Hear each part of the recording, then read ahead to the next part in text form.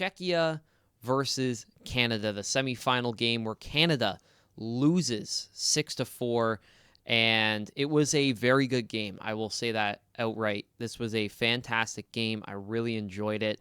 It was very much back and forth for a lot of the game, and I was very I'm trying to find the right words for this because, as a Canadian, I obviously want Canada to win. However, with the way that this game went, I am not entirely surprised. In the past 2 years, because this is the third straight year that Canada has been eliminated by Czechia in the knockout rounds, this is the first of those 3 years that I would say that Canada didn't lose the game, Czechia won the game, where Czechia just looked like the better team all night. And in fact, we're just going to get into a brief kind of breakdown on how I saw the game and how I viewed it as the game went along. And I think the one thing that I take away from this game, the main thing that I take away from this game is Hockey Canada in recent years, especially at the World Juniors, has embraced the, for lack of a better term, European East-West style, where you've got that larger pad of ice so you can go East-West, and East-West actually benefits that style of play in Europe, and it's slowly been adapted to North America and to the NHL and lower leagues too, especially in the junior leagues. But I think this was the epitome of Canada really embracing that East-West style, where we'll talk about the roster construction a bit later on, but they were built on speed and skill. They weren't really built on a lot of north-south, hard-hitting, tough-to-play against style of play. They were more built on, we're going to beat you with skill. And that will be a big topic going forward post this World Juniors. But this was a East-West style of play that Canada was playing compared to Czechia, where they played the more typical North American style of play of north-south. And I really think that gave Canada a lot of problems, especially when you look at their inability to play defense and their lack of physicality throughout this tournament. Going into this year, a main topic with the roster construction of Team Canada was going to be, can they score more goals? And people felt that last year, the roster that they put together was more built on, we're going to be tough to play against, we're going to be a hard grinding team, and that got them into a situation where they got knocked out of the quarters by Czechia. And there were a lot of notable players like Michael Misa that were left off of the roster last year. And people then expected us to select, or us. I'm not part of the selection, but Canada expected the team or the people behind the team to select whoever was just the best players, period. Because it's supposed to be a best-on-best tournament for the under-20 group.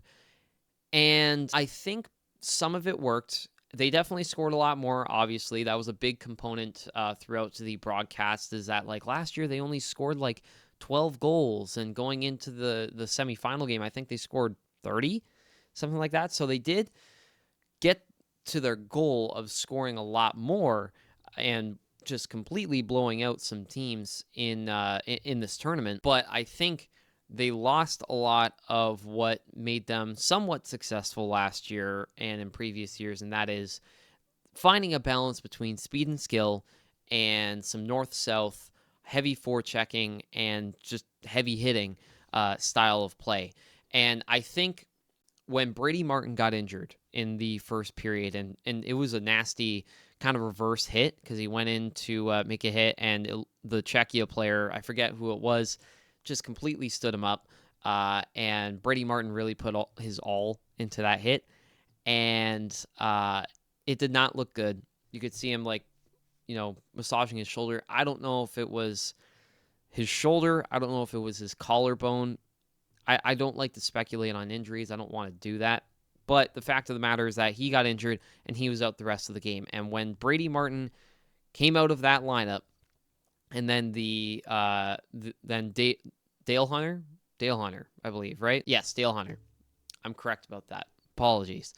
When he had to juggle the lines, with Brady Martin out of the lineup, it really showed there wasn't a lot of physicality on this team. Really, the two guys that brought a lot of the physicality was Porter Martone and Brady Martin specifically. Brady Martin's role on that line with McKenna and Hage was to go digging in corners, was to go fight in the dirty areas to get pucks to McKenna and Hage and let those two guys do all the work. He is very much a power forward in his style of play, and I think that's going to benefit him in the NHL. But when he got injured and left the game, there was a clear lack of physicality, and it made that McKenna line really struggle a lot more because those guys, and we're going to talk about it a bit later with McKenna specifically, but like their style of play is very much more east-west. It's not north-south. They're not going to go out of their way to fight for pucks in the corners and potentially get themselves injured. So when you miss a guy like Brady Martin, that line really struggles to get it going the rest of the game. And I feel like you really saw that. Especially when talking about the north-south and east-west game, I felt like Canada struggled massively because the north-south game calls for a lot more physicality, calls for a lot more forechecking and driving the net. And that was a perfect game plan for Czechia in this game because, frankly, I feel like they were the tougher team physically, and they were harder to play against. And when they were barreling down into the Canadian defensive zone, Canada had no idea what to do. Like they were missing coverages. They just collapsed in front of their own net without really getting a single guy.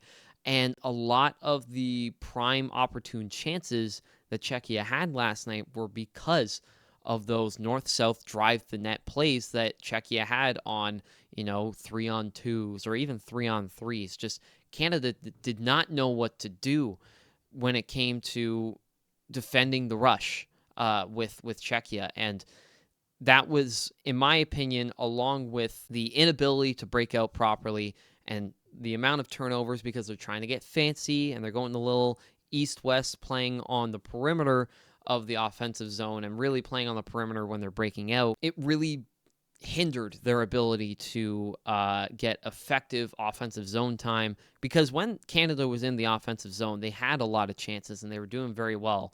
But it was their inability to break out properly, and they tried to get a little too fancy a lot of times, and you saw that a lot in this tournament, that their problems were turnovers and inability to be able to read coverages in the defensive zone and be able to defend rushes.